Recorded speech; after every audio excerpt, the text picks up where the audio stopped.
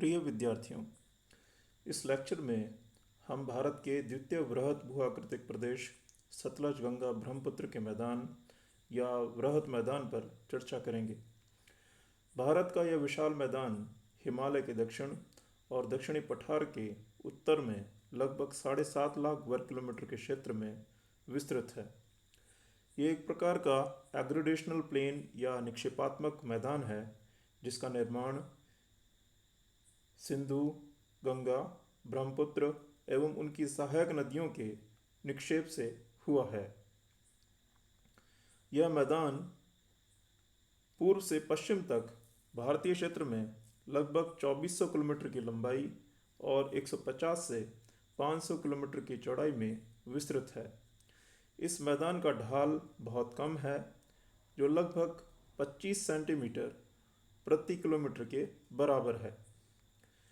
इस मैदान में गंगा के डेल्टा से तराई क्षेत्र तक औसत ऊंचाई मात्र 200 मीटर है। इस मैदान में नदियों द्वारा जमा की गई जलोढ़ मृदा का जमाव है, जिसकी औसत गहराई 1300 से 1400 मीटर तक है। इस मैदानी भाग में भूरूपीय समरूपता अधिक है। केवल नदियों के मार्ग, तटबंध, भुरों, बीहड़ों एवं खोलों ने इस एकरूपता को कहीं कहीं भंग कर दिया है। यह एक उर्वर मैदानी प्रदेश है जिसमें बाढ़ तथा निक्षेप से मृदा का नवीनीकरण होता रहता है। सतलज गंगा मैदान का विस्तार उत्तरी राजस्थान, पंजाब, हरियाणा से लेकर उत्तर प्रदेश, बिहार, पश्चिमी बंगाल तथा ब्रह्मपुत्र का मैदान मुख्यतः असम में है। इस वृहद मैदानी भाग को दो प्रकार से विभाजित किया जाता है।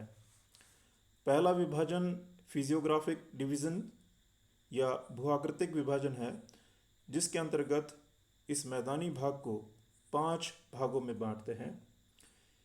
यह वृत्त मैदान एक प्रकार से मोनोटोनस और फीचरलेस है, अर्थात ये एक उच्चावच रहित मैदान है जिसे भूआकृतिक दृष्टि से जमावों के आधार पर 5 भागों में बांटा गया है।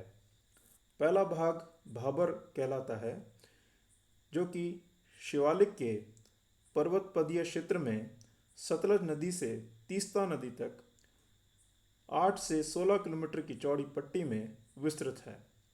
यहाँ नदियाँ पर्वतीय भागों से निकलकर मैदानों में प्रवेश करती हैं, जिसके कारण ढाल में परिवर्तन के कारण भारी चट्टानें एवं उनके टुकड़े गिरिपदीय भागों में जमा हो जाते हैं।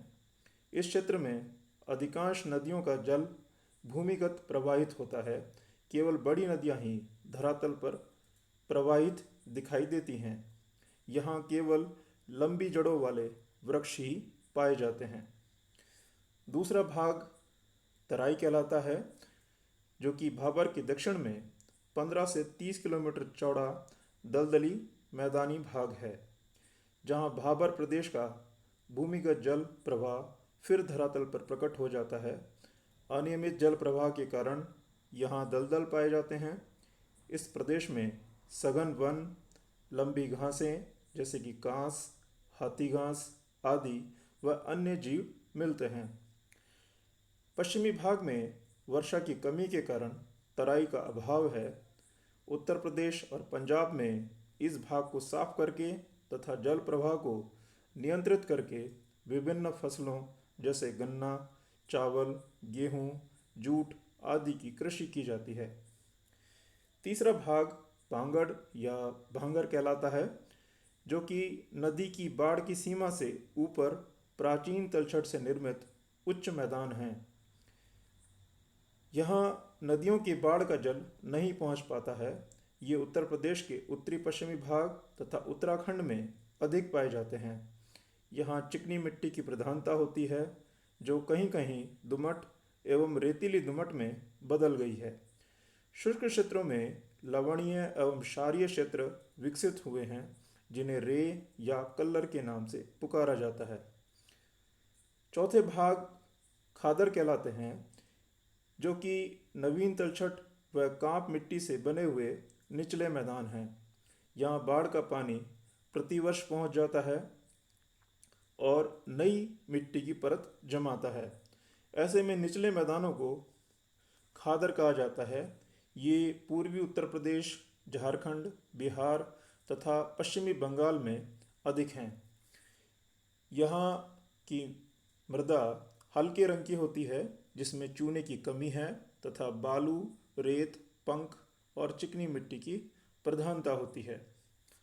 पांचवा भाग डेल्टा है, जो कि मैदान का अंतिम छोर है, जहाँ गंगा नदी की निचली घाटी बनती है, जो पश्चिमी बंगाल में लगभग 1.86 लाख वर्ग किलोमीटर के क्षेत्र में विस्तृत है। यहाँ नदी का प्रवाह मंद हो जाता है, जिससे निक्षेपण अधिक होता है तथा दलदल का विकास होता है। डेल्टा प्रदेश की उच्च भूमि को चार तथा दलदली क्षेत्र को बिल कहते हैं। गंगा का डेल्टा एक सक्रिय डेल्टा है, जिसका बंगाल की खाड़ी की ओर क्रमिक रूप से विस्तार हो रहा है। उपयुक्त 5 क्षेत्रों के अतिरिक्त ऊपरी गंगा यमुना दोआब क्षेत्र में नदी के तटवर्ती भागों के सहारे ऊंचे उठे हुए भाग भूर कहे जाते हैं। दूसरा विभाजन प्रादेशिक विभाजन या रीजनल डिविजन्स है, जिसमें इस वृहद मैदान को 5 भागों में बांटा गया है। इसमें से प्रथम राजस्थान का मैदान। राजस्थान के मरुस्थल एवं बांगड़ क्षेत्र को इसमें सम्मिलित करते हैं, जिसका विस्तार लगभग 1.75 लाख वर्ग किलोमीटर क्षेत्र में है। यह राजस्थान का पश्चिमी मरुस्थली एवं अर्ध मरुस्थलीय क्षेत्र है। इस मरुस्थलीय प्रदेश की उत्पत्ति समुद्र के पीछे हटने से हुई है। भूगर्भिक प्रमाण स्पष्ट करते हैं कि पर्मो कार्बोनिफरस काल में पश्चिमी राजस्थान में समुद्र विस्तृत था। यहाँ विद्यमान खारे पानी की झीलों को समुद्रों का अवशेष माना जाता है। प्रदेश में कई स्थानों पर जो शैल दृश्यांश भूरे पीले रंग के लाइमस्टोन तथा स्लेटी भूरे रंग के बलुआ पत्थरों या सैंडस्टोन की परतें दिखाई देती हैं, उनसे प्राप्त समुद्री जीवाश्म भी इस बात को सिद्ध करते हैं। वर्तमान में यह प्रदेश विशाल रेतीला क्षेत्र है, जहाँ विभिन्न प्रकार के बालुका स्तूपों की प्रधानता है। यहाँ कगारों से घिरी द्रोणियों में अनेक प्लाया झीलें पाई जाती हैं। बांगड़ क्षेत्र का विस्तार दक्षिण पश्चिम से उत्तर पूर्व दिशा में है। यह क्षेत्र अर्धशुष्क है, जिसमें कुछ उपजाऊ मैदान हैं, जिन्हें रोही कहते हैं। इसके उत्तरी पूर्वी भाग में घग्गर का मैदान है। यह घग्गर नदी का प्रवाह क्षेत्र रहा है, जिसमें अब केवल वर्षा काल में ही जल प्रवाहित होता है। दूसरा भाग पंजाब हरियाणा का मैदान है, जिसमें पंजाब व हरियाणा राज्यों में विस्तृत क्षेत्र को सम्मिलित किया जाता है। इस मैदान का उत्तरी भाग सिंधु तथा उसकी सहायक नदियों सतलज, व्यास, रावी, चनाब, झेलम द्वारा जमा की गई मिट्टी के जमाव से बना है। दो नदियों के बीच स्थित मैदानी भाग को स्थानीय भाषा में दोआब कहते हैं।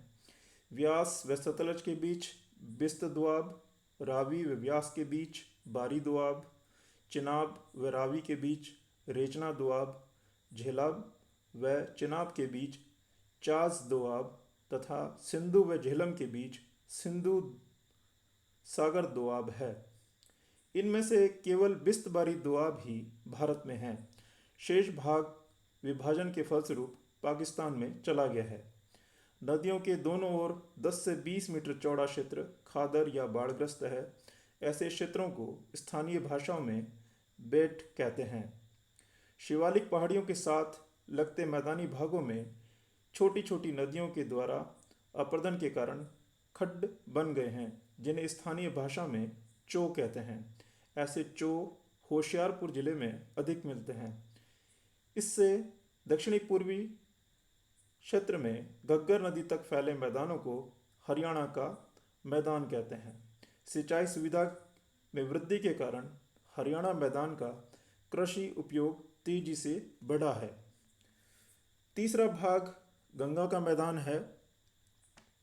यह विशाल समतल एवं अत्यंत उपजाऊ मैदान है जो गंगा व उसकी सहायक नदियों यमुना, गोमती, घाघरा, गंडक, कोसी, बेतवा, केन, चंबल, सोन आदि द्वारा जमा की गई उपजाऊ कांप मिट्टी से बना है। इसका विस्तार अरावली श्रेणियों के पूर्व से प्रारंभ होकर पश्चिमी बंगाल तक है, अर्थात यह पूर्वी राजस्थान, उत्तराखंड, उत्तर प्रदेश, झारखंड, बिहार व पश्चिमी बंगाल तक फैला है। गंगा के मैदान को 3 भागों में बांटते हैं, जिसमें पहला अपर गंगा प्लेन या ऊपरी गंगा मैदान है, दूसरा मिडिल गंगा प्लेन या मध्य गंगा मैदान तथा तीसरा लोअर गंगा प्लेन या निचला गंगा मैदान है। इस मैदान का सामान्य ढाल पूर्व तथा दक्षिण पूर्व की ओर है। इस मैदान में खादर व बांगर भूमि मिलती है।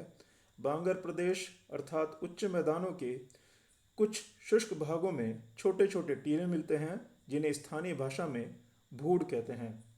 उत्तर प्रदेश के पूर्वी भाग में इसे गंगा यमुना दोआब, उत्तर मध्य भाग में रुहेलखंड का मैदान तथा उत्तरी पूर्वी भाग को अवध का मैदान कहा जाता है।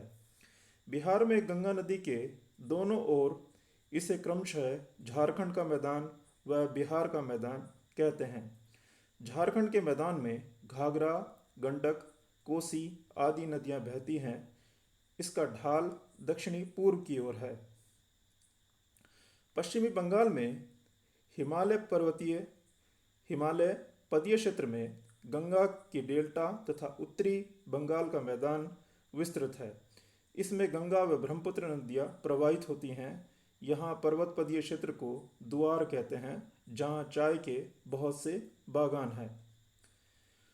चौथा भाग ब्रह्मपुत्र का मैदान कहा जाता है, जो कि असम राज्य में हिमालय व गारो पहाड़ियों के मध्य फैला हुआ सकरा व लंबा मैदान है, जो ब्रह्मपुत्र द्वारा जमा की गई कांप मिट्टी से बना है।